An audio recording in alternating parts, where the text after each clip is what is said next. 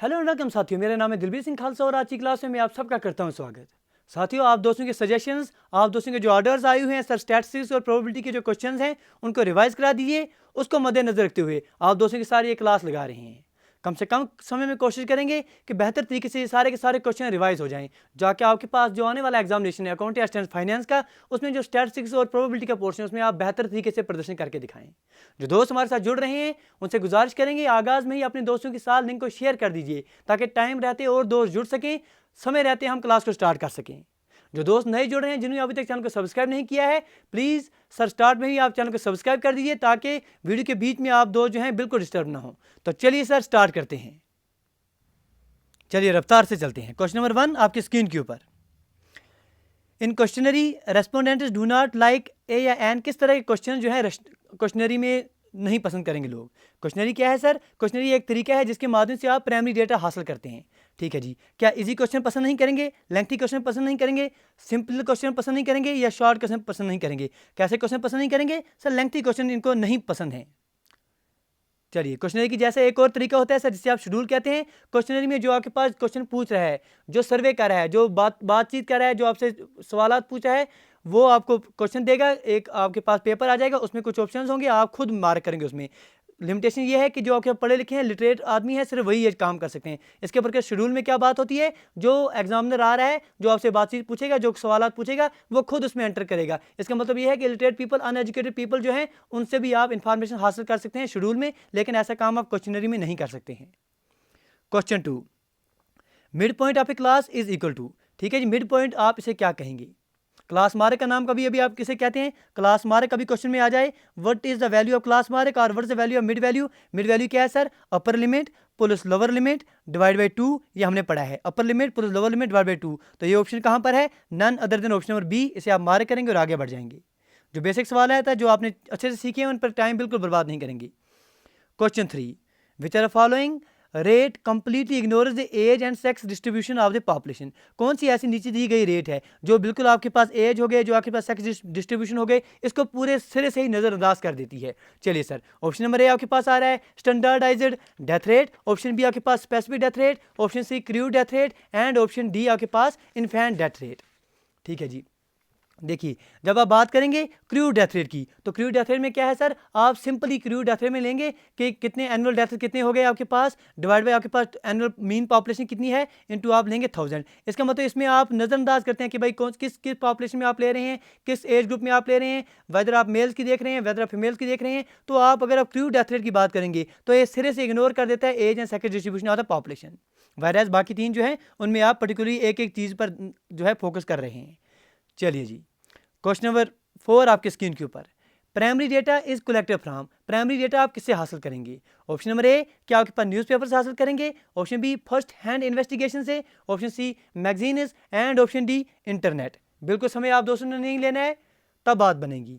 क्यों सर? क्योंकि अगर आप देखें न्यूज़पेपर सर, ये भी आपके पास सेकेंडरी डेटा का सोर्स आ रहा है। मैगजीन्स सर, इंटरनेट की बात ही क्या करें, ये सारे के सारे आपके पास सेकेंडरी डेटा का सोर्स आ रहा है। लेकिन जो आपके पास फर्स्ट हैंड इन्वेस्टिगेशन हैं ये आपके पास प्राइमरी डेटा में आप इंक्लूड करेंगे। Question number 5, if N attribute possesses more than 2 categories. अगर कोई एट्रीब्यूट है उसमें 2 से ज़्यादा कैटेगरीज मौजूद हैं, which can not be arranged in any order, जिन्हें आप किसी ऑर्डर में सीक्वेंस में नहीं लगा सकेंगे, देन इट इज टर्म्ड है, तब इसे आप क्या कहेंगे? ठीक है जी। क्वेश्चन नंबर 5 आपके स्क्रीन के ऊपर है। बताइए सर कि अगर आपके पास कोई एट्रीब्यूट है, 2 से ज़्यादा कैटेगरीज उसमें मौजूद हैं जिन्हें आप किसी खास अरेंजमेंट में नहीं लगा पाएंगे, तो उसे आप क्या कहेंगे? देखिए, पहली बात हो रही है कि 2 से ज़्यादा है तो बाइनरी जो आएगा नहीं। ठीक है, अगर आपके पास एट्रीब्यूट ऐसा हो जिसमें सिर्फ दो ही कैटेगरीज हों तो उसे आप बाइनरी कहेंगे। जैसे प्रेजेंस और एब्सेंस हो तो बाइनरी में आप लेंगे। अब आगे अगर 2 से ज़्यादा हो तो आपके पास 2 कंडीशंस आ जाती हैं। एक को आप नॉमिनल कहते हैं, दूसरे को आप ऑर्डिनल कहते हैं। नॉमिनल में आप क्या कहेंगे? नॉमिनल एन से आप याद रखेंगे नो, एन से हो गया नो, मतलब किसी सीक्वेंस में किसी ऑर्डर में आप नहीं लगा सकते हैं। 2 से ज़्यादा आपके पास कैटेगरीज आ रहे हैं एट्रीब्यूट के, लेकिन उन्हें आप किसी भी सीक्वेंस में किसी भी जो अरेंजमेंट में उसमें नहीं लगा सकते हैं, उसे आप नॉमिनल डेटा कहेंगे। वायरस अगर आपके पास एट्रीब्यूट्स हैं मोर देन 2 कैटेगरी पोजेस करते हैं which can be arranged in ascending order, descending order, तो आप ऑर्डिनल कहेंगे। तो यहाँ क्या क्या कह रहा है? Which can not be. Can not का मतलब क्या है? नो। नो का मतलब क्या हो गया सर? नॉमिनल। ऐसे याद रखेंगे तो आप एग्जामिनेशन में बेहतर तरीके से प्रदर्शन करेंगे। चलिए सर, क्वेश्चन नंबर 6 आपके स्क्रीन के ऊपर। A single letter is selected at random from a word of relation. ठीक है जी। रिलेशन आपके पास एक वर्ड दिया गया है, सिंगल लेटर इसमें से आपने चुनना है randomly. What the probability that it is Wavell, आपने बतानी है प्रोबेबिलिटी क्या आनी चाहिए कि ये आपके पास वावेल हो। चलिए सर, समय बर्बाद नहीं करना है, साथ साथ देखेंगे। देखिए रिलेशन है, कितने लेटर्स आ रहे हैं इसमें, 1 2 3 4 5 6 7 और 8। इसका मतलब टोटल आपके पास कितने हैं सर, 8 है। वावेल कितने हैं इसमें, अगर आप वावेल देखेंगे तो वावल कौन कौन है इसमें, ई हो गया, ए हो गया, आई हो गया, यू हो गया, मतलब 4 इसमें वावल हैं। तो प्रोबेबिलिटी कितनी है वावल आने की, 4 out of 8, that is 1 out of 2 जो है इसमें आंसर आ जाएगा। तो correct answer option number C इसका सही आंसर है। क्वेश्चन क्या पूछा जा रहा था, आपने बताना है कि वावल आने के कितने चांस हैं। वावल कितने इसमें सर, 4 हैं। कौन कौन, ई, ए, आई और ओ। तो 4 आउट ऑफ 8 इसका सही आंसर दे देगा आपको। चलिए सर, बिल्कुल बिल्कुल आप दो जो है समय से आंसर रफ्तार से देते जाइए तो ही बात बनेगी। द रिलेशनशिप बिटवीन 3 और मोर variables is studied with the help of, आप बताइए सर 3 या 3 से ज़्यादा जो आपके पास वेरिएबल्स होंगी तो उन्हें आप किसके माध्यम से समझेंगे, किस माध्यम से आप उसे पढ़ेंगे। क्या आपके पास सिंगल आ जाएगा, single correlation, zero correlation, multiple correlation, या आपके पास डबल कोरिलेशन आ जाएगा। ठीक है जी। अब 3 से ज़्यादा आ रहे हैं, जैसे आपके पास अभी ये क्वेश्चन आ रहा है सर, इसमें आपके पास कितने ऑप्शन आ रहे हैं सर, 4 ऑप्शन आ रहे हैं। मल्टीपल इस क्वेश्चन को आप क्या कहते हैं सर, हम एमसीक्यूज कर रहे हैं आपके साथ, अगर आप दोस्तों को पता होगी। ठीक है, मल्टीपल चॉइस क्वेश्चन हम आपको कहते हैं, तो इससे इसका आंसर आपके पास सीधा सीधा मल्टीपल आ जाएगा। मल्टीपल कोरिलेशन आप उसे कहते हैं। किसी भी क्वेश्चन में आपको परेशानी लग रही हो, आप कमेंट सेक्शन में हमें बता दीजिएगा, उस पर आपका सुधार किया जाएगा। लेकिन जो बेसिक क्वेश्चन है उनमें आप सीधे चलते जाइए। चलिए सर, क्वेश्चन नंबर 8 बात हो रही है फिर से। अब ये बेसिक क्वेश्चन है तो इस पर टाइम नहीं लेंगे। For given distribution the mean is 248। अब देखिए इस क्वेश्चन को आपको आंसर देने की जरूरत नहीं है, क्योंकि आप इन क्वेश्चन में टाइम कम है, तो हम आपको कंसेप्ट दिखाएंगे, फिर आप आराम से कर पाएंगे नहीं, क्योंकि ऑलरेडी ये क्वेश्चन हमने किया हुआ है, बेहतर तरीके से सॉल्व किया हुआ है।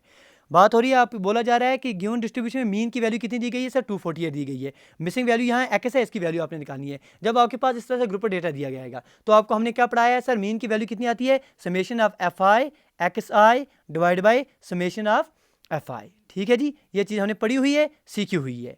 तो आपके पास यहाँ एफ आई की वैल्यू कितनी आ जाएगी, इन सबको आप ऐड करेंगे। जब आप ऐड करेंगे इन सबको, यहाँ पर टर्म कितनी आ जाएगी, ठीक है जी, समेशन एफ आई की वैल्यू कितनी आ जाएगी, जो अब आप सॉल्व करेंगे जो वैल्यू यहाँ पर आ जाएगी आप देख लेंगे, इसको आप समेशन ऑफ एफ आई मानेंगे।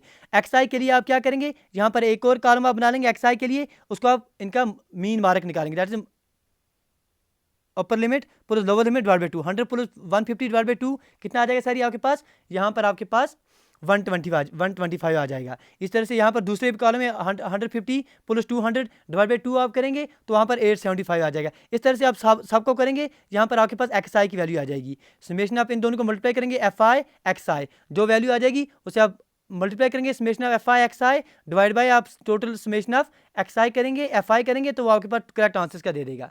देखिए सर, इस क्वेश्चन में आपने करना क्या है, ये हमने सीख लिया। जो दोस्त इसको विस्तार से देखना चाहते हैं उनके लिए सर हम बिल्कुल डिस्क्रिप्शन बॉक्स में लिंक दे देंगे, वो आप बेहतर तरीके से सीख पाएंगे। तो करना कुछ भी नहीं है, पहले आप इसका क्लास मार्क निकालेंगे, एक्स आई निकालेंगे।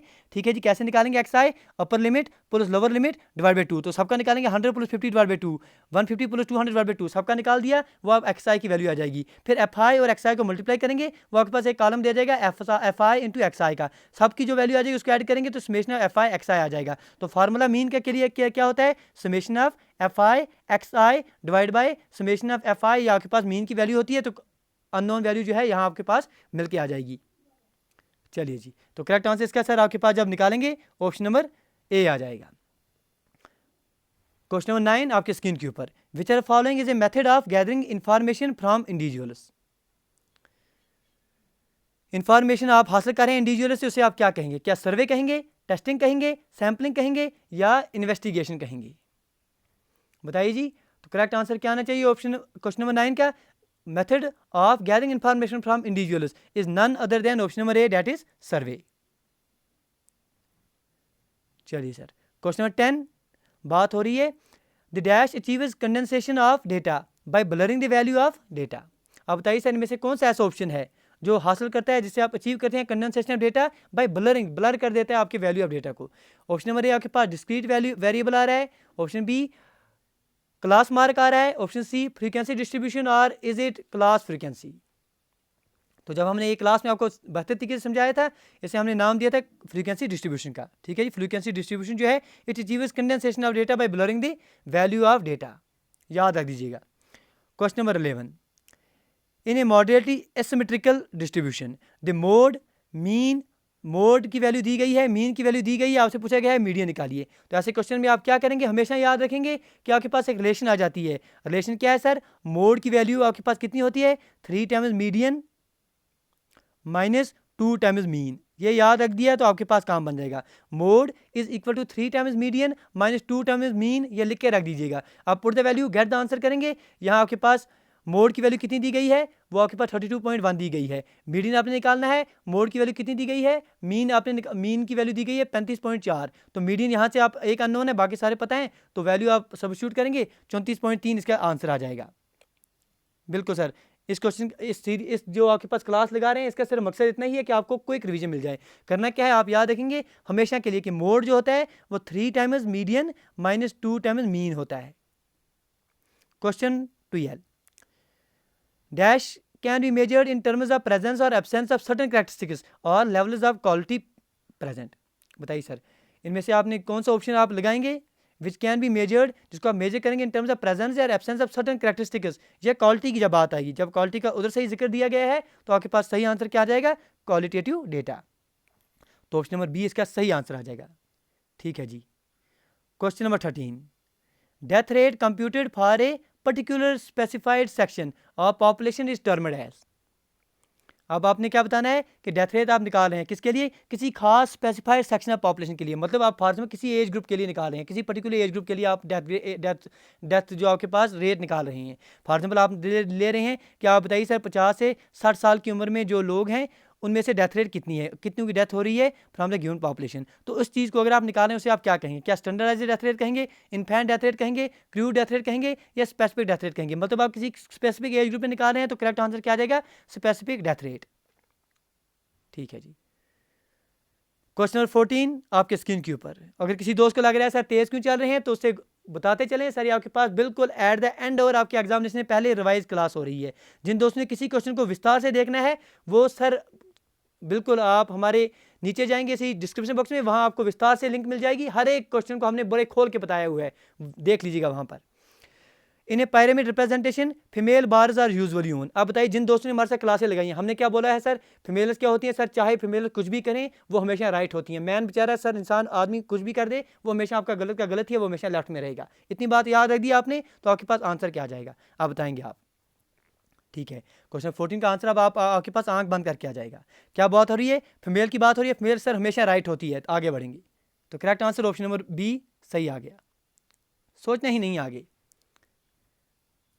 क्वेश्चन नंबर 15, अब बात हो रही है कि सिंपल एग्रीगेटिव प्राइस इंडेक्स। अब देखिए इंडेक्स नंबर बड़े बेहतरीन तरीके से हमने पढ़े हैं। जिन दोस्तों ने सर क्लास लगाई है बेहतरीन, जिन्होंने नहीं लगाई है अब सिर्फ आप इससे ही काम चलाइए। सर क्या हो रही है बात हो रही है सर एग्रीगेटिव प्राइस इंडेक्स की। एग्रीगेटिव प्राइस इंडेक्स किस तरह से आप निकालते हैं, देखिए sir theory of index number हमने आपको पढ़ाए थे, सिंपल एग्रीगेटिव मेथड निकाला था हमने, मेथड ऑफ एवरेजिंग रिलेटिव भी पढ़ा था, जहां हमने सर CPI पढ़ा था, WPI पढ़ा था। जिन दोस्तों ने पढ़ा है उनको पता है। तो वहाँ हमने कंसेप्ट पढ़ा था, जब हम निकालते हैं सिंपल एग्रीगेटिव प्राइस इंडेक्स तो हम निकालते हैं sir P01 is equal to summation of P1 that is current year का जो निकालते हैं divided summation of P0 that is base year का जो लेते हैं इंटू आप 100 लेते हैं।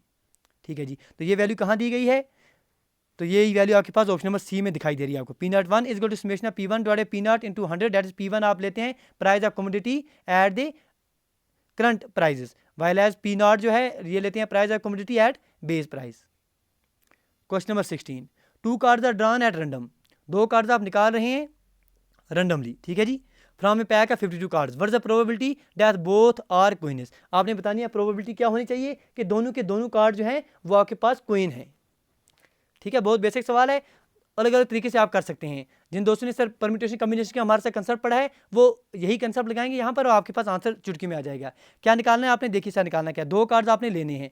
देखिए आपके पास टोटल प्रोबेबिलिटी कितने बन के आ जाएंगे sir, out of 52 cards you have to select 2 card. ये आपके पास टोटल केसेस आ जाएंगे, टोटल केसेस आ जाएंगे। फेवरेबल केसेस कितने आ जाएंगे आपके पास, फेवरेबल केसेस की जब आप बात करेंगे आपने क्या लेना है सर, दोनों के क्या होने चाहिए, 2 cards are drawn at random, what the probability that both are queens, दोनों के दोनों क्वीन होने चाहिए। अब आपको पता है सर पूरे डेक ऑफ 52 कार्ड्स में क्वीन कितने हैं सर, क्वीन आपके पास 4 हैं, out of 4 you have to select 2, तो ये आपके पास आ गए फेवरेबल कार्ड्स। ठीक है जी, ये फेवरेबल केसेस हो गए। अब आप इसको सॉल्व करेंगे आपके पास आंसर आ जाए, डेट इज फेवरेबल केसेस कितने हैं, क्योंकि प्रोबेबिलिटी का मतलब क्या है sir, favourable cases divide by total number of cases. तो इसको आप सॉल्व करेंगे, इसका आंसर जो है आपके पास, क्योंकि आपको आता है ये करना, बेहतर तरीके से हमने पढ़ा है।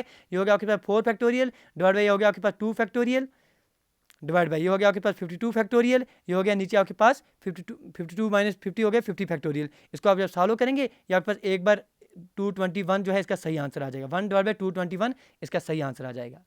ठीक है जी, तो करेक्ट आंसर ऑप्शन नंबर ए बिल्कुल सही आंसर है। अब जिन दोस्तों ने सर नहीं पढ़ा है परम्यूटेशन कॉम्बिनेशन, हताश मत होइए, ये लीजिए सर, क्या बात है, आपने क्या करना है, प्रोबेबिलिटी निकालनी है, दोनों कोइन होनी चाहिए। चलिए सर, हमने ले लिया कि कोइन कितने हैं सर, 4 आउट ऑफ 52, पहली कोइन आपने निकाल ली। जब एक कोइन आपके हो गई तो दूसरी कोइन कितने में से निकालेंगे आप, पीछे बची है कोइन 3, कार्ड कितने बचे हुए हैं 51, इसको सॉल्व करेंगे, ये भी आपके पास 1 डिवाइड 221 आ जाएगा। जैसे मर्जी है वैसे कर दीजिए, ये 2 तरीके हम सिखा रहे हैं, बेहतर तरीके से आप कर लेंगे। चलिए दोस्तों, सीख रहे हैं तो आप दोस्तों का भी फर्ज है कि आप दोस्त जो है साथ साथ लाइक करते रहिए। आगे बढ़ेंगे, अगला question, question number 17, the pre test should be done by dash regardless of the actual mode of the administration that will be used. अब बताइए सर, आप प्री टेस्ट कर रहे हैं, ठीक है, कहीं पर आप सर्वे करने जा रहे हैं, डेटा हासिल करने जा रहे हैं, उससे पहले हम सब प्री टेस्ट करते हैं छोटा सा, ठीक है जी।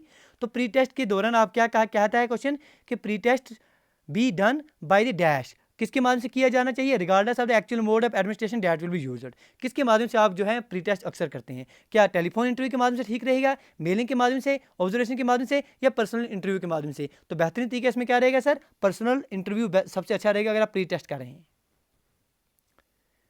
चलिए सर, क्वेश्चन नंबर 18, आपके स्क्रीन के ऊपर बात हो रही है, calculate the mode of the following data. अब मोड की वैल्यू क्या बताते हैं हम सर, मोड सर वो वाली वैल्यू आ जाती है किसी डेटा में जो सबसे ज़्यादा बार आ रही है, जिसकी फ्रीक्वेंसी सबसे ज़्यादा आ रही है। तो आप देखते देखते बताएंगे फ्रीक्वेंसी सबसे ज़्यादा बार यहाँ किसकी आपको देखने को मिल रही है। टाइम आप एग्जामिनेशन पर आपके पास देखेंगे तो आप 1 देखें कितनी बार आ रहा है, आप 2 देखेंगे सबसे ज़्यादा आपको क्या लग रहा है सर, 5 एक बार आ रहा है, 2 बार, 3 बार, यहाँ 4 बार लगता है सर, 5 सबसे ज़्यादा बार है। जो सबसे ज़्यादा बार आ रहा है उसको आप मार्क करेंगे, ऑप्शन नंबर बी इसका सही आंसर है।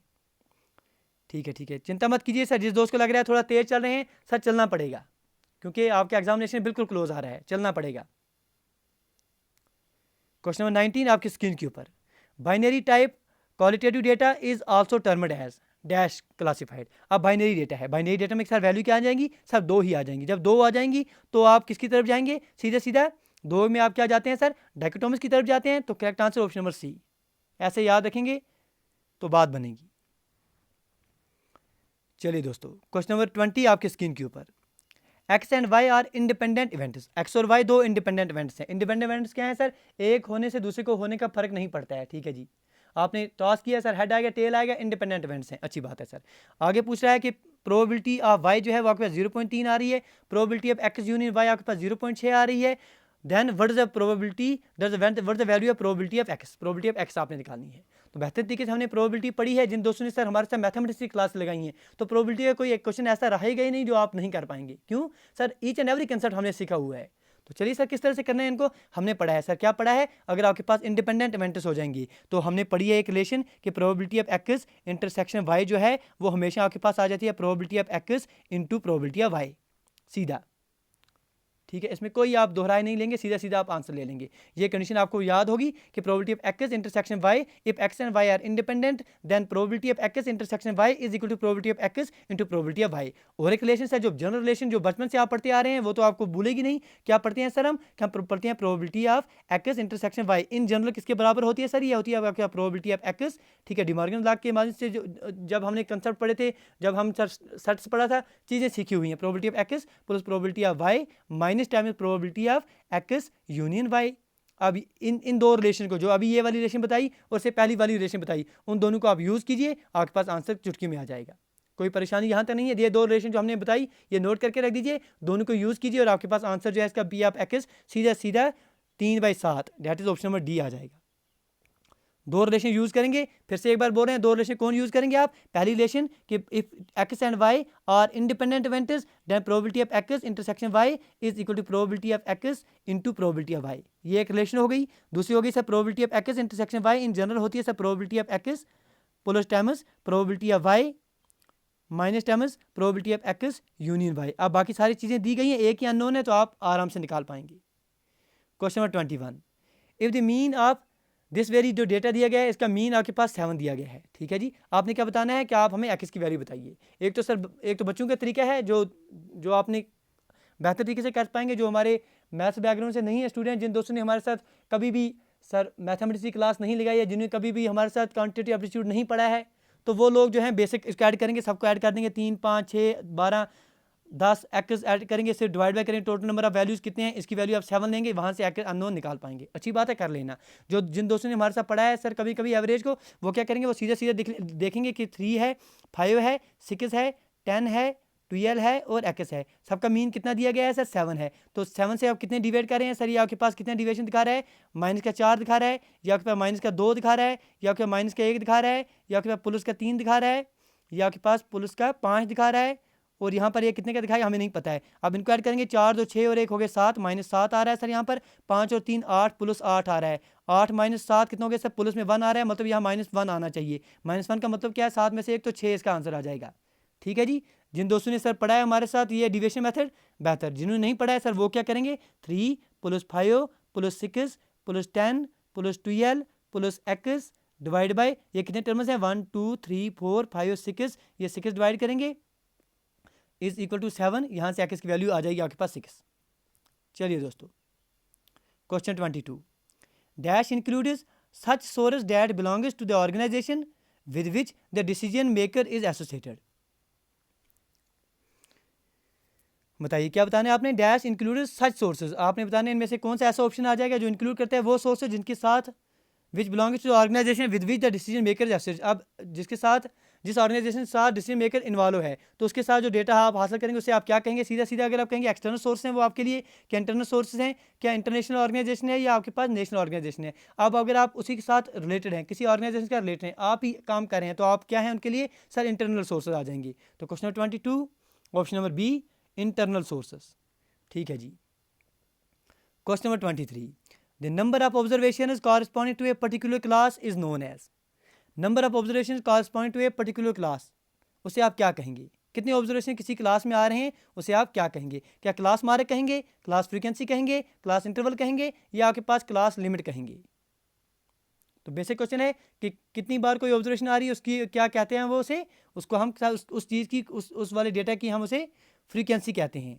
ठीक है, उस ऑब्जर्वेशन की हम क्लास फ्रीक्वेंसी उसे कहेंगे कि कितनी बार कोई भी पर्टिकुलर क्लास में कितनी बार वो आ रहा है, उसे हम क्लास फ्रीक्वेंसी कहेंगे उसकी। Question number 24, the dash is that value in A series of observation which occurs with greatest frequency. अब वो वाला डेटा आपने बताना है, वो ऑब्जर्वेशन जो सबसे ज़्यादा बार आ रही होगी। सीधा सीधा बात पूछ रहा है कि अगर आपके पास, हम लिख रहे हैं सर ये डेटा आपके पास 1 2 1 3 1 5 7, तो सर यहाँ पर 1 सबसे ज़्यादा बार आ रहा है, तो 1 क्या है डेटा का सर, 1 इसका जो है सर मोड कहलाएगा। मोड क्या है सर, वो वाली वैल्यू जिसकी फ्रीक्वेंसी सबसे ज़्यादा आ रही है। तो correct answer option number A, mode आ जाएगा क्वेश्चन नंबर 24 का। इसमें से किसी दोस्त को परेशानी नहीं होनी चाहिए, बेसिक क्वेश्चन है, सीधा सीधा आप कर लेंगे। आगे बढ़ेंगे, question number 25, dash refers to set up printed questions along with space for the answers. अब देखिए सर, पहले ही हमने आपको बताया था, कोई आपके पास डेटा हासिल करने के लिए आपके पास आ रहा है, प्रिंटेड क्वेश्चंस हैं, उसके नीचे उसके मोस्ट प्रोबेबल आंसर हैं। तो ये जो कौन कर पाएगा सर, ये कर पाएगा वो आदमी जो पढ़ा लिखा होगा, वही इसके आंसर दे पाएंगे। तो इसका करेक्ट आंसर क्या आ जाएगा, नन अदर देन क्वेश्चनरी। ठीक है, क्वेश्चनरी में ये सर इस एक सोर्स है आपके पास प्राइमरी डेटा हासिल करने का। चलिए जी, इसकी लिमिटेशन को दूर करने के लिए एक कंसेप्ट आता है जिसे आप शेड्यूल कहते हैं। चलिए दोस्तों, सीख रहे हैं तो आप साथ साथ जो है लाइक कर सकते हैं।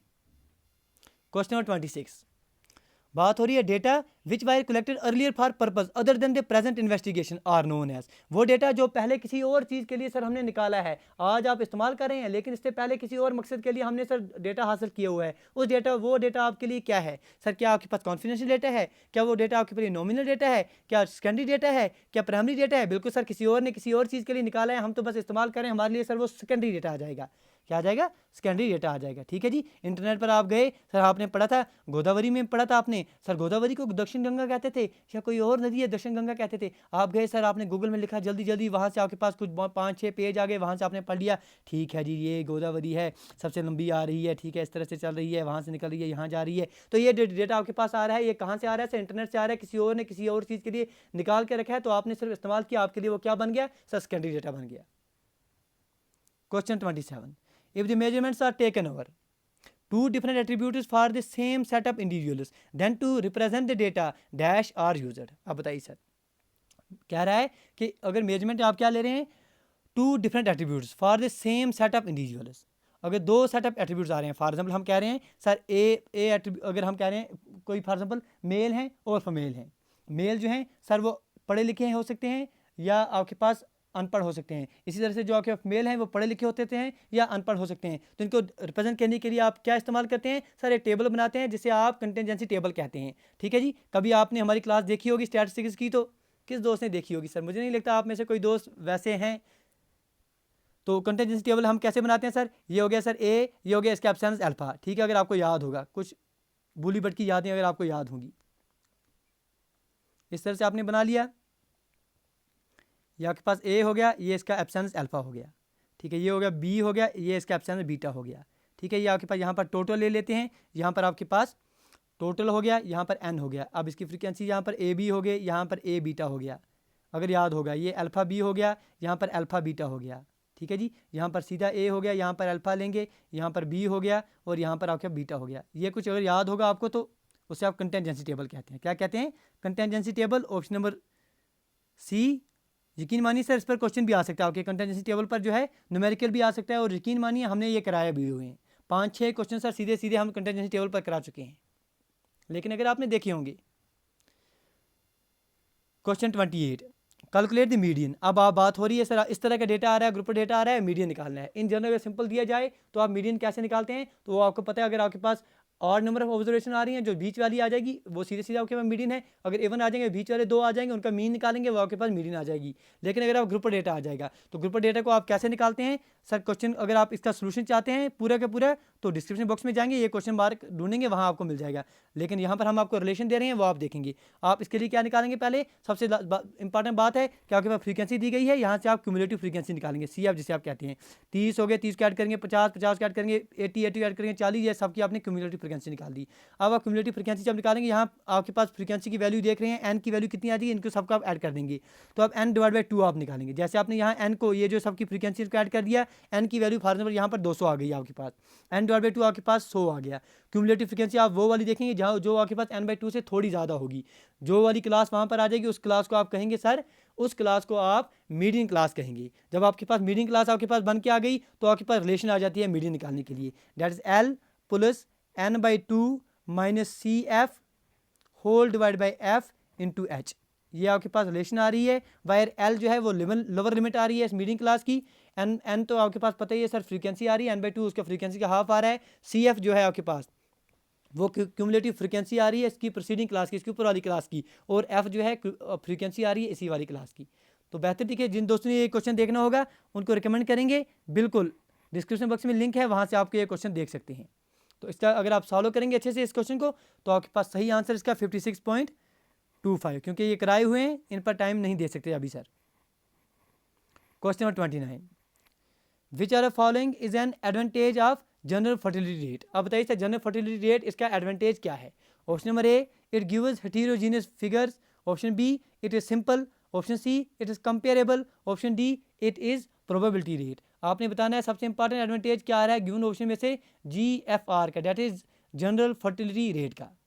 तो कौन सा हमने बेहतर आपको पढ़ाया था ये? अगर आप दोस्तों को याद होगा कि टोटल बर्थ्स कितने आ रहे हैं, टोटल वुमेन्स कितने हैं 15 to 49 एज ग्रुप में, इंटू आप 1000 करते हैं तो आप कहाँ पहुँच जाते हैं सर? जनरल फर्टिलिटी रेट पर पहुँच जाते हैं। इसमें हम कंसेप्ट ये लेते हैं कि सारी की सारी पॉपुलेशन नहीं है सर वो जो रिप्रोडक्शन एज में आ रही है, इनमें से सिर्फ वही वुमेन आप लेंगे जो 15 से लेकर 49 एज ग्रुप में आ रहे हैं, वही सर काबिलियत रखते हैं रिप्रोडक्शन की, तो उन्हीं को हम कंसीडर करते हैं कि GFR क्या है sir? Total births divide by total women in the age group of 15 to 49 into लेंगे आप 1000 में, आपके पास आंसर आ जाएगा GFR का। इंपॉर्टेंस क्यों है? इंपॉर्टेंट एडवांटेज इसका ये है कि आपके पास सिंपल आपके पास प्रोबेबिलिटी रेट आ रहा है।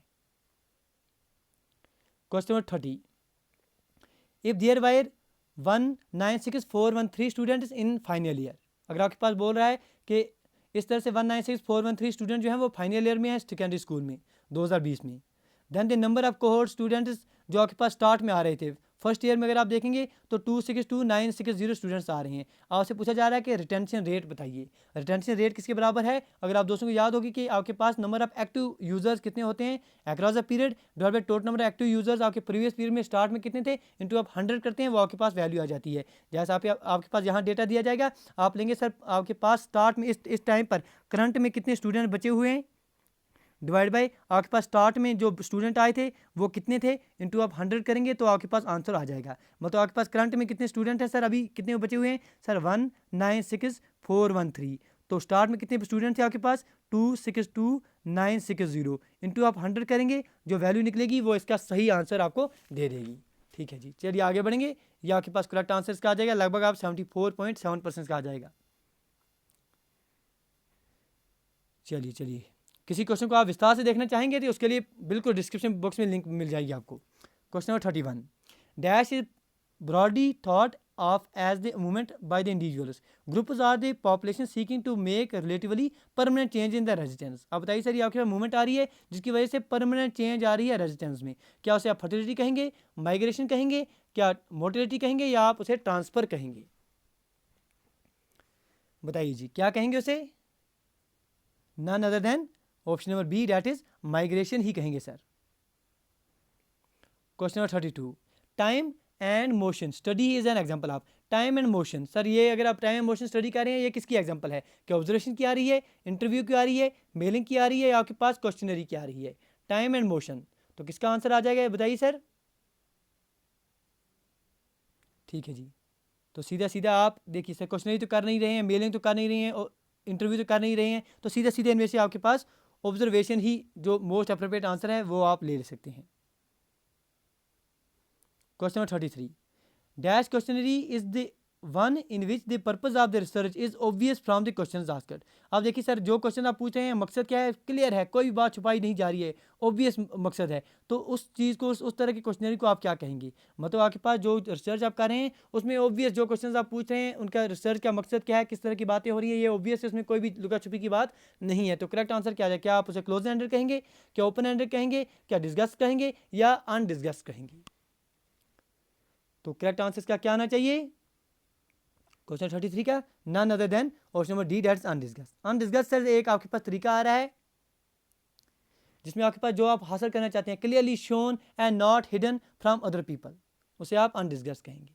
क्लोजर एंडेड आपने बेहतर तरीके से पढ़ा हुआ है, जैसे आपके यस नो का ऑप्शन आ जाए, आपने इनमें से ही चुनना हो, इसको आप कभी कभी जो है फिक्स्ड क्वेश्चनरी का नाम भी दे देते हैं, स्ट्रक्चर्ड क्वेश्चनरी का नाम भी दे देते हैं क्लोजर की जब हम बात कर रहे हैं। ओपन एंड में आपके पास सहूलियत है कि आपसे क्वेश्चन पूछा जाएगा, गुंजाइश है आप जो है अपने विचार रख सकते हैं, लेकिन क्लोज एंड में ये नहीं है। आपसे हम पूछेंगे सर आपने चैनल को सब्सक्राइब किया है या नहीं किया है, यस या नो, ये आपके पास क्लोज एंडेड हो गया। या दूसरे तरीके से हम बोलेंगे सर आपने चैनल को सब्सक्राइब नहीं किया है, क्यों नहीं किया, आप हमें रीज़न दे दीजिए, तो ये आपके पास हो गया सर ओपन एंडेड क्वेश्चनरी इस तरह का। ठीक है, आगे बढ़ेंगे। क्वेश्चन नंबर 34, बात हो रही है boy is known to speak truth 2 out of 3 times. ठीक है जी, एक लड़का जो है वो सर उस पर हमने सर्वे किया हुआ, हमने उस पर देखभाल रखी हुई है, देखा हुआ है सर, उमूमन ये बात आ रही है कि 3 में से 2 बार वो सच बोलता है, ये बात हमारे पास जाहिर है। ही थ्रोज ए डाइस, उसने सर एक डाइस थ्रो की और उसने बोला सर इस पर 3 आ गया। वट द प्रोबेबिलिटी, ये आपने प्रोबेबिलिटी बतानी है कि एक्चुअली उस पर 3 आए हुए है। क्वेश्चन समझ में आ गया सर? एक लड़का है सर, अमूमन 3 में से 2 बार वो सच बोलता है। हम उसके पास गए, हमने बोला भाई आप बताइए आपने थ्रो किया, डाइस तो थ्रो किया, क्या आया इस पर? उसने बोला भाई साहब यहाँ 3 आए हुए है। अब आपको पता है सर वो 3 में से 2 बार झूठ सच बोलता है, तो आपने बताना है कि जब वो 3 बोल रहा है वो सच बोल रहा है, मतलब प्रोबेबिलिटी कि एक्चुअली आपके पास 3 आना चाहिए।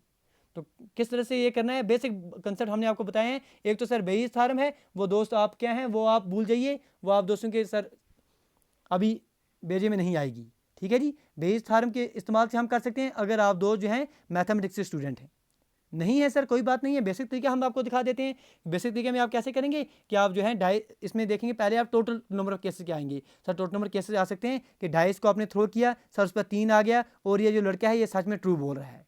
या तो ऐसी बात हो सकती है कि डाइस को आपने थ्रो किया सर, उस पर 3 नहीं आया है, बिल्कुल नहीं आया है, और ये जो लड़का है आपके पास क्या बोल रहा है सर, ये ट्रू नहीं बोल रहा है, मतलब झूठ बोल रहा है।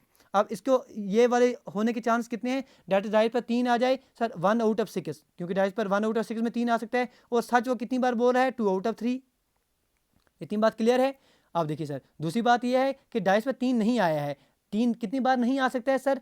5 आउट ऑफ 6 बार 3 नहीं आ सकता है, और वो झूठ कितनी बार बोला है? सच 3 में से 2 बार सच बोल रहा है, तो झूठ कितनी बार बोलेगा? 3 में से 1 बार सच बोले आपके पास झूठ बोल देगा। इसको आप सॉल्व करेंगे, ये कितना आ गया आपके पास? 7/18 आ जाएगा, ये आपके पास टोटल नंबर ऑफ केसेस आ जाएंगे, टोटल नंबर ऑफ केसेस। तो आपने बोलना क्या है? वो सच बोल रहा है, तो सच कितनी बार बोल रहा है? ये आपके पास सच बोलने क्या है? 2 × 2 / 6 × 18, 2/18 आपके पास फेवरेबल केसेस हैं, 7/18 आपके पास टोटल केसेस हैं। तो 2/18 whole divide by 7/18, 18 cancel out, 2/7 आपके पास इसका आंसर आ जाएगा।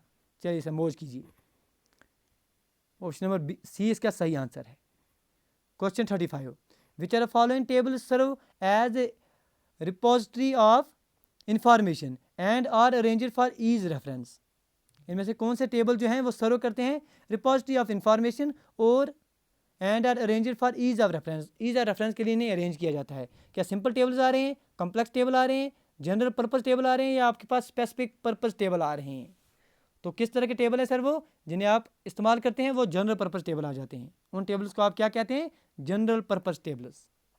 Question number 36, when the data to be collected are very large in volume. जब डेटा आपने हासिल करना है वो बहुत ज़्यादा है सर, वॉल्यूम में उसकी तादाद जो है बहुत ज़्यादा है, देन इट्स पॉसिबल, तो ये मुमकिन हो जाता है कि आप ड्रा करें reasonably accurate conclusion from the study. अब एक स्मॉल ग्रुप आप चुनते हैं, उसको ही उस पर ही आप जो है बातचीत करते हैं, जो उसका रिजल्ट आता है आप मानते हैं पूरी की पूरी पॉपुलेशन में जो है यही बात चलती होगी। तो करेक्ट आंसर क्या आ जाएगा? जिस तरह से आप दोस्तों ने देखे होंगे कि एग्जिट पोल्स में आप कुछ हमारे जो टीवी पत्रकार हैं, बहुत पॉपुलेशन बड़ी है, वहाँ में से कुछ लोगों के साथ साथ डेटा हासिल करते हैं, अंदाज़ा लगाते हैं सब दो जो हैं सबकी हवा यहीं चल रही है, कौन सी लहर है वो आप जानते हैं। तो आप जो है यहाँ बताएंगे वही कंसेप्ट क्या है। तो क्या करते हैं आप सर? सैंपल सर्वे करते हैं, अगर आपको याद होगी। तो correct answer option number D, that is sample आ जाएगा। चलिए जी, question number 37, dash consist in relating the data in the total number of live births to the number of males in the reproductive और the child bearing as. अब बताइए sir, आपके पास option 4 दिए गए हैं, इनमें से आपने बताना है कौन से इनमें से रिलेशन दे रहे हो आपके पास किसके बीच में? Number of live births to the number of males in the reproductive age group. अब रिप्रोडक्टिव एज ग्रुप 15 से लेकर 49 में उनके साथ सर संबंध दे रहा है। क्या क्रूड? सर क्रूड की बात आएगी तो कैंसिल आउट, क्यों? क्रूड जो है इन जनरल हम बात करते हैं। ऑप्शन नंबर बी, क्या आपके पास जनरल फर्टिलिटी रेट आ रहा है, टोटल फर्टिलिटी रेट आ रहा है, या आपके पास स्पेसिफिक फर्टिलिटी रेट आ रहा है? स्पेसिफिक फर्टिलिटी रेट आएगा तब अगर आप किसी एक पर्टिकुलर एज ग्रुप में बात करेंगे, तो कैंसिल आउट कर देंगे इसको भी। ठीक है, बचा क्या आपके पास? जनरल या टोटल? तो अभी आपने पढ़ लिया था पिछले क्वेश्चन में भी, हमने जब बात की टोटल फर्टिलिटी रेट की, तो आपने पढ़ लिया था कितने बर्थ्स हो रहे हैं डिवाइड बाय आपके पास पॉपुलेशन कितनी है फीमेल्स की, 15 से लेकर 49 में, इंटू आप 1000 करते हैं तो आपके पास करेक्ट आंसर आ जाता है total fertility rate. Question 38, closed ended question. अभी जब हमने आपको बोला क्लोज एंडेड में क्या बोला हमने सर? आपने चैनल को सब्सक्राइब किया है कि नहीं किया है? यस और नो, इस तरह के कंसेप्ट आपके पास क्या है? क्लोज एंडेड क्वेश्चंस हैं। इन्हें आप और किस नाम से जानते हैं सर? क्या आप उन्हें स्ट्रक्चर्ड के नाम से जानते हैं, अनस्ट्रक्चर्ड, एप्रोप्रिएट या वन वे? उन्हें हम सर स्ट्रक्चर्ड के नाम से जानते हैं, स्ट्रक्चर्ड क्वेश्चंस। याद रख देंगे बेहतर तरीके से। चलिए दोस्तों, चलिए थकना नहीं है बिल्कुल सर, आगे बढ़ेंगे। Question number 39, A card is drawn at random from a pack of 52 cards, what is the probability that it is a club? अब सर बेसिक क्वेश्चन है, इस पर आप टाइम बिल्कुल भी मत दीजिएगा। एक कार्ड आपने निकाल दिया सर 52 कार्ड में से, आपने बताना है कि प्रोबेबिलिटी बतानी है कि ये जो कार्ड है आपके पास क्लब का कार्ड आना चाहिए। ठीक है, कार्ड्स में क्या है सर? अगर आपने 52 कार्ड्स पढ़े हैं हमारे साथ, 52 कार्ड्स को हम सर 4 सूट्स में बांटते हैं। 4 सूट्स कौन कौन है? एक तो क्लब होता है, उसके 13 कार्ड होते हैं, डायमंड होते हैं, उसके 13 कार्ड होते हैं, हार्ट के 13 कार्ड होते हैं, और स्पेड के 13 कार्ड होते हैं। आपने क्या निकालना है प्रोबेबिलिटी? सर वो कार्ड किसका होना चाहिए? वो कार्ड होना चाहिए आपके क्लब का। क्लब के कितने कार्ड्स हैं सर? 13 कार्ड्स हैं। टोटल कार्ड कितने हैं सर? 52 हैं। डिवाइड करेंगे तो 1/4 आपके पास सही आंसर आ जाएगा, सीधा, कुछ भी नहीं करना है इसमें। ऑप्शन नंबर ए सही आंसर है इसका। चलिए आगे बढ़ेंगे। क्वेश्चन नंबर 40 बिल्कुल आपके स्क्रीन के ऊपर। अब देखिए सर, फिर से बात हो रही है मीन, मोड और मीडियन पर क्वेश्चन आपको देखने को मिल सकते हैं। एक आपके पास फॉर एग्जाम्पल जूतों की दुकान है, यहाँ पूछा जा रहा है कि इस वैल्यू की आप जो है मोड बताइए, मोड इनमें से क्या आएगा? अब देखिए मोड के लिए आप देखेंगे सबसे ज़्यादा बार कौन सी वैल्यू रिपीट हो रही है। देखिए नंबर ऑफ पेयर्स सोल्ड कितने आ रहे हैं सर? 6 साइज़ के कितने आ रहे हैं? 3 आ रहे हैं। 7 के कितने आ रहे हैं सर? ये सीधा आप देख रहे हैं कि 8 साइज़ को कितने पेयर बिक रहे हैं सर? आपके पास 128 बिक रहे हैं। तो करेक्ट आंसर सीधा क्या आ जाएगा? तो मोड क्या है सर इसका? सीधा 8 आ जाएगा। मोड क्या है सर? वो वाली वैल्यू जिसकी फ्रीक्वेंसी सबसे ज़्यादा है। तो यहाँ फ्रीक्वेंसी किस चीज़ की सबसे ज़्यादा आ रही है सर? 128 किसकी आ रही है सर? 8 की आ रही है। तो मतलब 8 साइज के जूते जो हैं सबसे ज़्यादा देखने को मिल रहे हैं। Question number 41, the necessary and sufficient condition for the consistency of a set of independent class frequencies is that no ultimate class frequency is. कोई भी class frequency, ultimate class frequency क्या नहीं होनी चाहिए अगर आप कंसिस्टेंसी की बात करेंगे। देखिए जब हमने एट्रीब्यूट्स पढ़े थे, 2 चीज़ें पढ़ी थी, या तो इंडिपेंडेंट हो सकते हैं या तो आपके पास आपके पास उनमें रिलेशन हो सकती है, एसोसिएटेड हो सकते हैं। अगर इंडिपेंडेंट है छोड़ दीजिए, अगर एसोसिएटेड है आगे दो तरीके हो सकते हैं, पॉजिटिव एट्रीब्यूट्स हो सकते हैं, नेगेटिव एट्रीब्यूट्स हो सकते हैं। ये चीज़ें पड़ी हैं, चाहे फिर आपके पास कंपैरिजन मेथड हो, चाहे प्रोपोर्शनल मेथड हो, क्विलिस मेथड हो, सब के सब हमने सीखे हुए हैं। अब बताइए सर यहाँ क्या है। जब हमने बोला था आपके पास कंसिस्टेंसी के लिए दो लाजमी शर्तें थी सर। पहली लाजमी शर्त ये थी कि कोई भी फ्रीक्वेंसी जो है आपके पास टोटल नंबर ऑफ एन जो है उससे ज़्यादा नहीं होनी चाहिए, that is each frequency should be less than और इक्वल टू एन। ये पहली लाजमी शर्त थी। दूसरी शर्त यह थी कि हर एक लास्ट फ्रीक्वेंसी जो है it should be greater than और इक्वल टू जीरो। कहने का मतलब यह है कोई भी फ्रीक्वेंसी आपके पास नेगेटिव नहीं होनी चाहिए। तो यही बात यहाँ से पूछा है कि क्या नहीं होनी चाहिए, is that no class ultimate class frequency क्या नहीं होनी चाहिए सर, नेगेटिव नहीं होनी चाहिए। बस सीधी सीधी बात है। दो चीज़ें याद रखिए कि each frequency should be greater than और equal to zero and less than और equal to N. Question 42, calculate the median from the following data. अब आपके पास ये वैल्यू दी गई है, मीडियन निकालिए। मीडियन के लिए आप क्या करेंगे सर, पहले आप किसी असेंडिंग ऑर्डर में या डिसेंडिंग ऑर्डर में डेटा को लगा लेंगे। लगा लिया आपने असेंडिंग ऑर्डर या डिसेंडिंग ऑर्डर में। जब आप असेंडिंग ऑर्डर में लगाते जाएंगे सर, देखेंगे यहाँ पर पहले 2 वाली टर्म आ जाएगी, फिर 3 वाली आ जाएगी, फिर 4 वाली आ जाएगी, फिर 5 वाली। सीधा क्या करना है आपने पहले गिनेंगे टर्म में कितने सर, 1 2 3 4 5 6 7 8 8 टर्म है। मतलब आपके पास बीच वाली जो चौथी और पांचवी टर्म है उसका मीन जो है वो आपके मीडियन आ जाएगा। चौथी और पांचवी टर्म आपने निकालनी है, चौथी और पांचवी। तो आप सिर्फ 4 और 5 पर जाएंगे।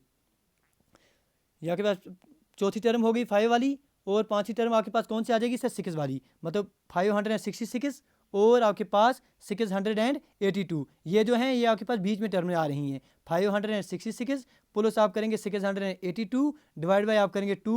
इसी की जो वैल्यू है ये आपके पास करेक्ट आंसर दे देगी आपको 624। बताइए सर बात समझ में आ रही है? ठीक है। अगर आपके पास ऑड नंबर ऑफ टर्म देंगे तो बीच वाली जो सिंपल टर्म होगी वो आपके पास मीडियन है। अगर आपके पास इवन नंबर ऑफ टर्म है, बीच वाली जो दो टर्म में आ जाएंगी उनका आप मीन निकालेंगे, उनका आप एवरेज निकालेंगे, वो आपके पास मीडियन आ जाएगा। लेकिन लाजमी है कि पहले आप असेंडिंग ऑर्डर या डिसेंडिंग ऑर्डर में लगा लें। ऐसे ही नहीं कोई करेगा सर। यहाँ पर आपने देख लिया 1 2 3 4 5 6 7 और 8 टर्म है, चौथी और पांचवी टर्म ढूंढेंगे 1 2 3 और 4 सर, ये चौथी है ये पांचवी, दोनों को ऐड करेंगे डिवाइड बाय 2 करेंगे सर, कैंसिल है, वो गलत है। पहले असेंडिंग ऑर्डर या डिसेंडिंग ऑर्डर में लगाइए फिर बात कीजिए। क्वेश्चन 43 आपके पास दिया गया सर, ये तो बेहतर तरीके से हमने पढ़ा है, इसमें हमें सर कौन रोकेगा, क्योंकि हमने सर तीनों के तीनों मेथड्स, चाहे आपके पास यूलर्स का मेथड हो, कंपैरिजन मेथड हो, प्रोपोर्शन मेथड हो, सब पढ़े हैं। अब बताइए सर, ए भी आपके पास दिया गया है, ए वाई दिया गया है, क्लास फ्रीक्वेंसीज किस ऑर्डर के हैं सर, यहाँ पर 2 हैं, यहाँ पर 2 हैं, तो सीधे सीधे 2 ऑर्डर हैं। आपके पास करेक्ट आंसर क्या आ जाएगा, 2 ऑर्डर। ऑप्शन नंबर ए सही आंसर है इसका। Question number 44, the child women ratio related to the number of child aged. अब देखिए सर, चाइल्ड वुमेन रेशियो जो है वो रेट करता है children aged dash to women in their reproductive period at a given point of time. तो children की age आपने बतानी है, मोर देन 20 साल, not more than 3 years, less than 5 years, या फिर मोर देन 35 ईयर्स। सब दोस्त इसका सही आंसर देंगे क्योंकि बेसिक क्वेश्चन है, सबने पढ़ा है अच्छे से। तो correct answer less than 5 years. Question number 45, female crude death rate generally dash male crude death rate. पूछा है कि जो फीमेल क्रूड डेथ रेट है जनरली क्या होती है मेल क्रूड डेथ रेट से, क्या वो ज़्यादा होती है, क्या वो कम होती है, या आपके पास इफेक्ट नहीं करती है, या आपको पूछा जा रहा है कि इट इफेक्ट्स। बताइए जी। क्वेश्चन नंबर 45 क्या होता है, female crude death rate generally dash. Question 45, female crude death rate जो है जनरली आप क्या मानते हैं, female crude death rate is generally less than male crude death rate. Question number 46, dash refers to the degree of standardization imposed on the questionnaire. आप बताइए sir, इनमें से आप क्या कहेंगे, which refers to the degree of standardization imposed on the questionnaire. क्या undiscussed आ रहा है, अनस्ट्रक्चर्ड आ रहा है, डिस्कस्ड आ रहा है, या आपके पास स्ट्रक्चर आ रहा है। तो सीधा सीधा आपके पास इसका आंसर क्या आना चाहिए, उसे आप स्ट्रक्चर कहेंगे। Structure refers to the degree of standardization imposed on the questionnaire. Question 47, the mean mark of 100 students were found to be 40। अब देखिए सर, आपके पास 100 स्टूडेंट्स थे, उनके जो मीन मार्क्स थे वो आपके पास 40 आ रहे हैं। लेटर ऑन बाद में पता चला, ये डिस्कवर किया गया है कि डैट स्कोर है कि 53 जो है उसे आपने गलती से 83 लिख लिया है। कैलकुलेट करेक्ट मीन आपने इसका निकालना है। तो बहुत बेसिक सवाल है, बेसिक तरीके से आप करेंगे तो उससे भी आपके पास निकल आ जाएगा। जो अगर आप डिविएशन का मेथड लगाएंगे तो वहाँ से भी आपके पास आंसर आ जाएगा। चलिए बेसिक तरीके से आप दिखा देते हैं इस क्वेश्चन को कैसे करेंगे आप। कुछ दोस्त जो हैं आर्ट्स बैकग्राउंड से भी होंगे। तो क्या करेंगे आप सर, पहले आप निकालेंगे टोटल कितने आ जाएंगे सर, 40 है, 100 स्टूडेंट टोटल आ रहे हैं, 40 इंटू 100 ये आपके पास टोटल वैल्यू आ जाएगी पहले। ठीक है जी, ये आपके पास 4000 पहले वैल्यू आ गई।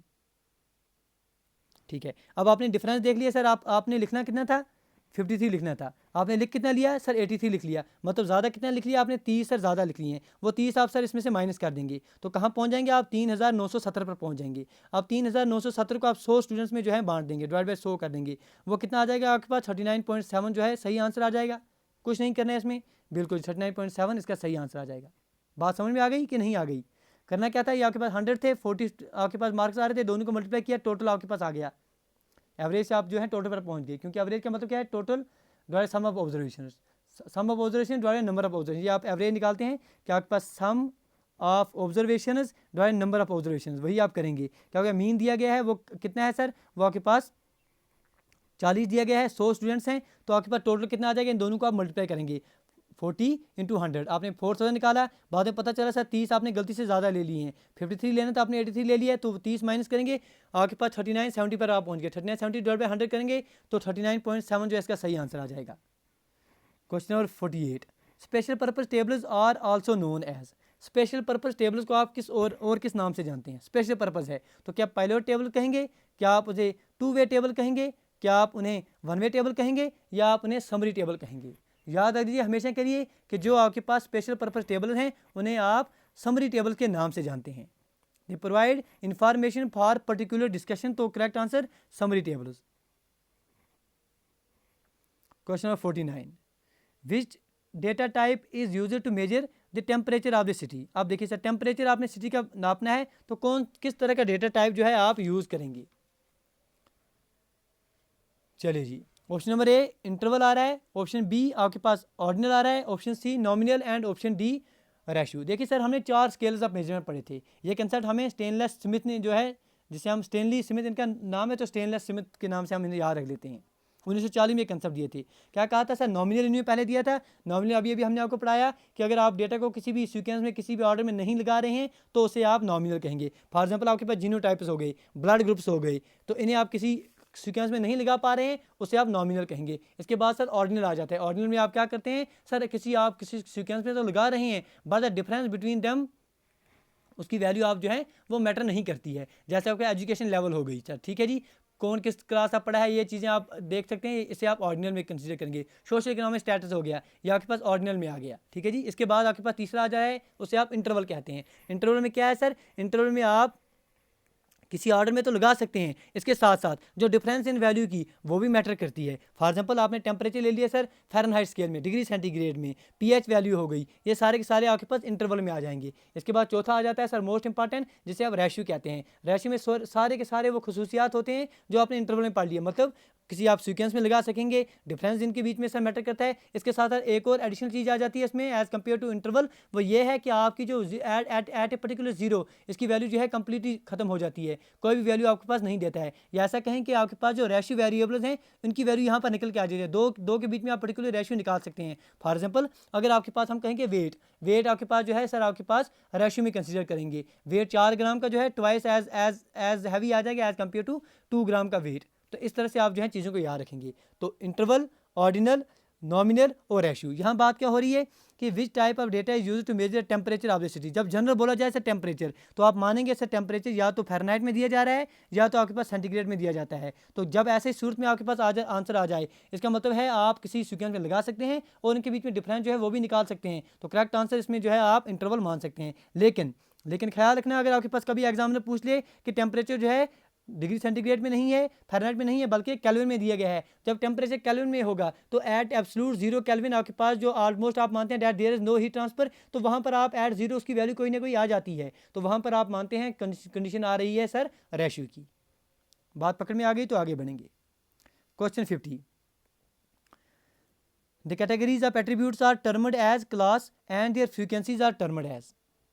कैटेगरीज ऑफ एट्रीब्यूट जो हैं उन्हें आप क्लास कहते हैं और उनकी जो फ्रीक्वेंसीज हैं उन्हें आप किस नाम से जानते हैं? दैट उनकी जो फ्रीक्वेंसी, उन्हें आप उन फ्रीक्वेंसी को आप क्या कहेंगे? ऑप्शन नंबर ए आपके पास आ रहा है distributive frequency, option B average frequency, option C total frequency, option D आपके पास आ रहा है सर क्लास फ्रीक्वेंसी। तो करेक्ट आंसर क्या क्या आना चाहिए? None other than class frequency, उनकी फ्रीक्वेंसी को आप कहेंगे। चलिए सर, चलिए कुछ और क्वेश्चन देख लेते हैं। Question 51, calculate the rank score of 5 with the following data. आपने बताना है सर रैंक स्कोर क्या आएगा 5 का विद द फॉलोइंग डेटा। ये जो डेटा दिया गया है इसके मुताबिक रैंक स्कोर आपने किसका निकालना है सर 5 का निकालना है। आप किसी इसे आप असेंडिंग ऑर्डर या डिसेंडिंग ऑर्डर में जब लगाएंगे तो क्या आ जाएगा। फॉर एग्जाम्पल आपने लगा दिया सर 2 2 4 5 5, आगे लगाने की आपको जरूरत नहीं है, आप आगे गिन देंगे 1 2 3 4 5 6 7 8 9 और 10 टोटल वैल्यूज़ आ रही हैं। तो आपके पास 5 की निकालनी है, आपके पास ये 5 सर 5 आ रहा है, ठीक है। ये बीच में 2 आ रहे हैं, तो 5 5 कौन से आ रहे हैं सर 1 2 3 4 और 5, चौथे और पाँचवें नंबर पर आ रहा है। दैट इज़ 4 + 5 डिवाइड बाई 2 आप करेंगे तो वो कितना आ जाएगा सर अप्रॉक्सीमेटली 4.5 जो है आपके पास आंसर आ जाएगा। तो correct answer option number B आ जाएगा, ठीक है जी। Question number 52, dash of the data constitute the first step in statistical investigation. Statistical investigation का पहला स्टेप क्या है। क्या ऑर्गेनाइजेशन आ रहा है, कलेक्शन आ रहा है, प्रेजेंटेशन आ रहा है, या आपके पास इंटरप्रिटेशन आ रहा है। तो पहला स्टेप जो है क्या आप मानेंगे, बताइए मेरे दोस्तों। क्वेश्चन 52, पहला स्टेप आप किसे मानेंगे। पहला स्टेप क्या आता है सर, नन अदर देन, पहले आप डेटा को कलेक्ट करते हैं सर, ठीक है जी। तो उसके कलेक्शन के भी अलग अलग तरीके हैं, प्राइमरी डेटा हासिल करने के अलग तरीके हैं, सेकेंडरी डेटा हासिल करने के अलग तरीके हैं। Question number 53, dash is or are those in which an interviewer obtains information from the respondent in face to face meeting. अब फेस टू फेस मीटिंग हो रही है, इंफॉर्मेशन हासिल की जा रही है, फेस टू फेस मीटिंग हो रही है। क्या क्वेश्चनरी के माध्यम से होगा, मेल्स के माध्यम से होगा, टेलीफोन के माध्यम से होगा, या पर्सनल इंटरव्यू के माध्यम से होगा। फेस टू फेस हो रही है तो सीधा सीधा जो है हम पर्सनल इंटरव्यू कर रहे हैं, कोई भी परेशानी इन क्वेश्चन में नहीं है। Question 54, person who are enumerated at a place other than their birth place are termed as. आप बताइए सर वो पर्सन जिनकी आप एन्यूमरेशन जिनको आप एन्यूमरेट कर रहे हैं किसी और जगह पर as compare to their birth place, उन्हें आप क्या कहेंगे। क्या मूवर्स कहेंगे, क्या ट्रांसफर्स कहेंगे, क्या लाइफ टाइम माइग्रेट्स कहेंगे, या आप उन्हें शिफ्टर्स कहेंगे। ठीक है, माइग्रेशन में सर हम दो कंसेप्ट पढ़ते हैं, अगर आप दोस्तों को याद होंगे। एक को हम कहते हैं लाइफ टाइम माइग्रेंट्स, दूसरों को हम कहते हैं migrants by the place of last residence. तो ये दो हम कंसेप्ट्स पढ़ते हैं। अगर आपके पास ये जो क्वेश्चन आ रहा है, अगर आप एन्यूमरेशन कर रहे हैं at a place other than their place birth place, तो उसे आप सीधा सीधा लाइफ टाइम माइग्रेंट्स कह देंगे। क्या कहेंगे उन्हें साहब, अगर as compare to birth place बात हो रही है तो लाइफ टाइम माइग्रेंट्स कहेंगे। लेकिन अगर आप प्लेस ऑफ रेजिडेंस के माध्यम से कर रहे हैं, if the place of last residence is different from the place of the enumeration, तो इसको आप जो है प्लेस ऑफ, इस तरह की माइग्रेशन को migration by the place of last residence के नाम से जानेंगे। बात समझिए, अगर आप देख रहे हैं कि किसी पर्सन को आप एन्यूमरेट कर रहे हैं किसी और जगह पर as compare to birth place, तो बात हो रही है लाइफ टाइम माइग्रेंट्स की। लेकिन अगर आप बात कर रहे हैं place of residence, if the place of last residence जो आपके पास आ रही है वो डिफरेंट है as compare to the place of enumeration, तो उसे आप कहेंगे migrants by place of last residence. चलिए sir, question number 55, calculate the value of mode from the given data. अब आपके पास ये डेटा है, मोड आपने बताना है कौन सी वैल्यू सबसे ज़्यादा बार रिपीट हो रही है। आप इसको सीधे सीधे देखेंगे, आप बता देंगे कि आप देख रहे हैं सर सबसे ज़्यादा बार कौन सा आ रहा है, जो आप ढूंढेंगे यहाँ से। तो सबसे ज़्यादा बार आपको क्या लग रहा है सर, यहाँ क्या आ रहा है सर 5 5 5 5 सर अकेला 3 बार आ रहा है, उसके अलावा कोई नहीं आ रहा है, तो 5 आपके पास सही आंसर है। ऑप्शन नंबर बी इसका सही आंसर आ जाएगा। Question number 56, if a particular question needs clarification then it should be marked or lettered and explanation should be provided in। अब बताइए सर, अगर कोई पर्टिकुलर क्वेश्चन उसको सर क्लेरिफिकेशन चाहिए, ठीक है, उसको आप उस क्लेरिफिकेशन देने के लिए आप किसका उपयोग करेंगे। क्या आप आपके पास सब्जेक्ट का इस्तेमाल करेंगे, हेड नोट का इस्तेमाल करेंगे, फुट नोट का इस्तेमाल करेंगे, या आपके पास कवरिंग लेटर का इस्तेमाल करेंगे। तो सीधी सीधी बात, ऐसी ही चीज़ें आप जो है कंप्यूटर में भी पढ़ते रहते हैं, तो कोई कंसेप्ट परेशान होने की ज़रूरत नहीं है। Correct answer option number C, that is foot notes. ठीक है जी, ठीक है। Question number 57, data collected originally for the present investigation are referred to as. ठीक है, प्रेजेंट चीज़ के लिए, किसी आज के ही काम के लिए आप आज ही डेटा हासिल कर रहे हैं, तो उसे आप क्या कहेंगे। सीधा सीधा बोल रहा है, आपको खुद सर कोई इन्फॉर्मेशन चाहिए, खुद ही जाकर आप इन्फॉर्मेशन कर रहे हैं, उसे आप क्या कहेंगे। कॉन्फिडेंशियल कहेंगे, प्राइमरी कहेंगे, सेकेंडरी कहेंगे, या प्रेजेंट डेटा कहेंगे। क्या कहेंगे सर उसे हम सब प्राइमरी डेटा कहेंगे। ठीक है। Question 58, dash questionnaire refers to the degree of standardization imposed on the questionnaire. अभी आपने पढ़ लिया, उसे आप क्या कहते हैं, उसे आप स्ट्रक्चर्ड क्वेश्चनरी कहते हैं।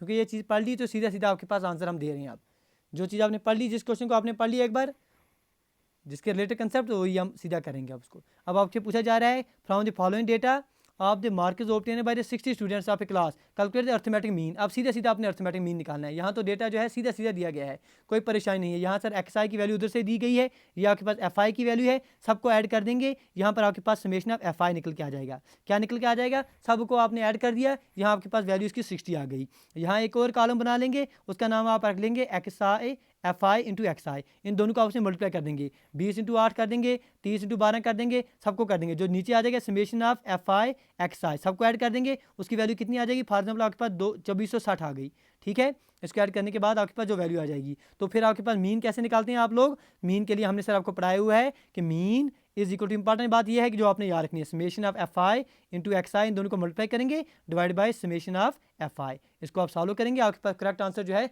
सीधा सीधा इसका आपके पास 41 आ जाएगा।